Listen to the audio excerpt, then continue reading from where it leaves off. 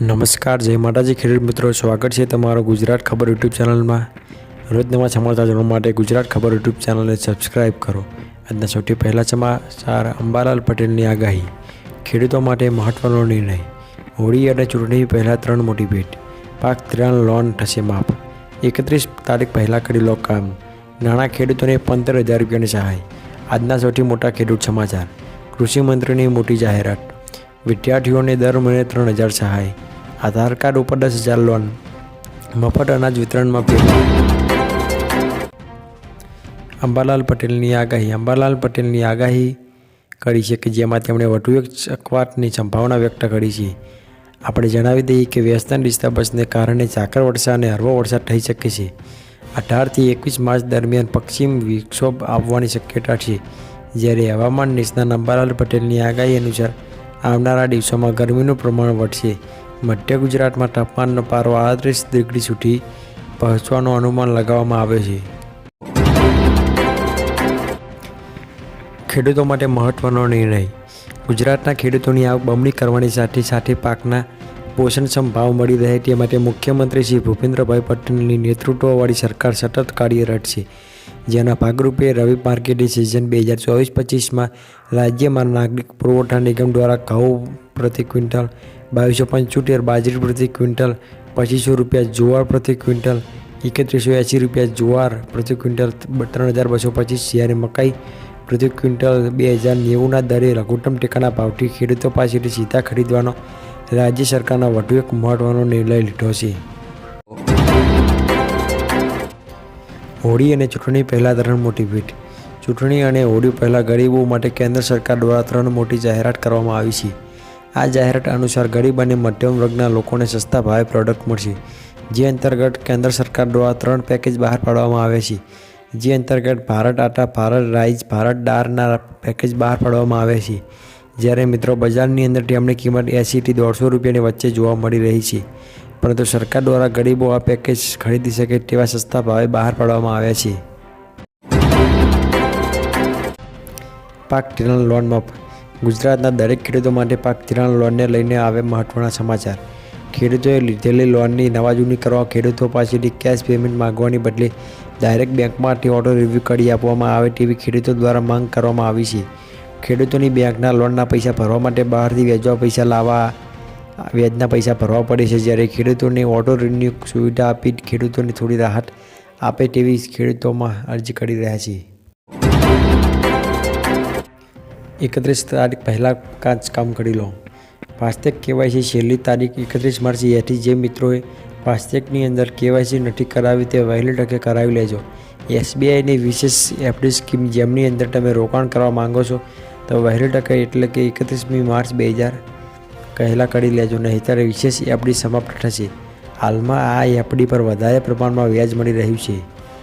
SBI home loan rate એ પણ 31મી March સુધી રહે છે, જેની અંદર 65 થી 75 બેસિસ પોઈન્ટનું ડિસ્કાઉન્ટ ગ્રાહકને મળવાપાત્ર રહેશે અને ટેક્સ મુક્તિ રોકાણની અંતિમ તારીખ પણ 31મી માર્ચ છે, એટલે કે મિત્રો તમારે 31મી માર્ચ પહેલાં 5 કામ કરી લેવા જોઈએ।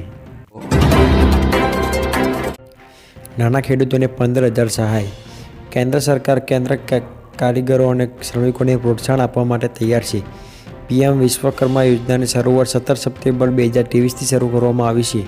આ યોજના હેઠળ લાભાર્થીઓને ઓછા વ્યાજ દરે call letter, free business development loan ઉપરાંત વાઉચર અથવા રૂપી દ્વારા ટૂલકીટ પ્રોત્સાહન તરીકે દરેકને 15,000 રૂપિયા પણ મળશે।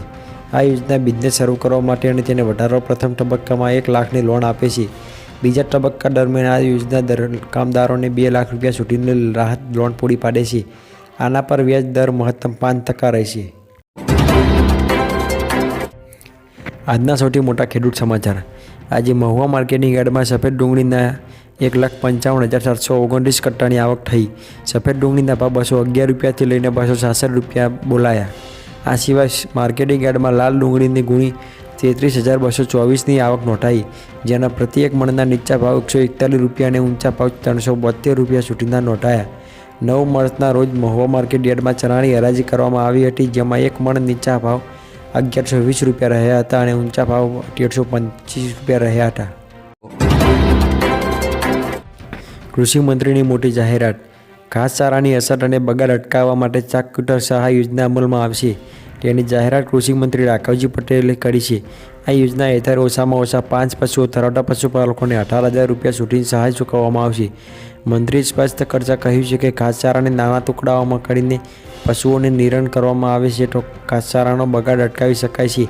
મંત્રીએ યોજનાના સહાય ધોરણો વિશે જણાવ્યું હતું કે ઓછામાં ઓછા 5 પશુઓ ધરાવતા પશુપાલકોને રૂપિયા 18,000 રૂપિયાની સહાય ચૂકવવામાં આવશે।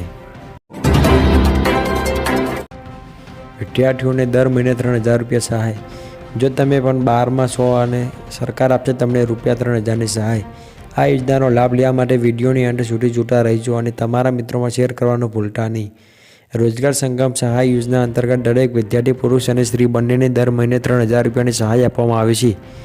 જ્યારે આ યોજનાનો લાભ લેવા માટે તમારી વાર્ષિક 4 લાખ રૂપિયાથી ઓછી આવક હોવી જોઈએ, તમારા ઘરમાં કોઈને સરકારી નોકરી ન હોવી જોઈએ અને ધોરણ 12 પાસ હોવા જોઈએ। જ્યારે આ યોજનાને લાભ લેવા માટે તમારે એક ઓનલાઈન ફોર્મ ભરવાનું રહેશે। આધાર કાર્ડ ઉપર 10,000 લોન। ગરીબ પરિવારો અને નાના ખેડૂતોને માત્ર આધાર કાર્ડના પુરાવા સાથે 10,000 રૂપિયાની બેંકમાંથી લોન આપવામાં આવશે। તો PM સ્વનિધિ યોજના હેઠળ પોતાના વ્યવસાયના ઉપયોગ માટે પહેલા વર્ષે 10,000 રૂપિયા અને બીજા વર્ષે 20,000 રૂપિયા સુધીની લોન સરકારી બેંકમાંથી આપવામાં આવશે। જ્યારે મિત્રો, આ યોજનાનો મુખ્ય હેતુ નાના પરિવારોને આર્થિક રીતે મદદ કરી નાના પરિવારોને હાથપગ કરવાનો છે। મફત અનાજ વિતરણમાં ફેરફાર। સરકારી સૂત્રોનું કહેવું છે કે 1 લાખથી વધુ લાભાર્થીઓને અયોગ્ય છે જે બંગલાઓ, કાર અને મકાન ધરાવતા હોવા છતાં ગરીબ કલ્યાણ યોજનાનો લાભ લઈ રહ્યા છે। જેને જોતા પુરવઠા વિભાગે હવે યુનિટ વેરિફિકેશનની તૈયારીઓ શરૂ કરી છે, જેમાં કોટેદાર તે તમામ સભ્યોના અંગૂઠાની છાપ લે છે જેને નામે રેશન ચાલી લેવામાં આવી રહ્યું છે। પહેલા મહિનામાં ઘરનો એક સભ્ય રેશન લે છે, જ્યારે બીજા મહિને બીજા સભ્યએ અંગૂઠા વડે રેશન લેવું પડશે।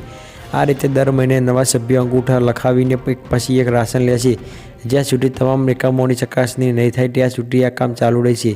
વેરિફિકેશનની આ નવી સિસ્ટમ દ્વારા કરવા માટે લોબ મશીનને સુધારવાની તૈયારીઓ ચાલુ રહી છે। જો તમને આજનો વિડીયો પસંદ આવ્યો તો વિડીયોને લાઇક કરો અને ચેનલને સબસ્ક્રાઈબ કરો।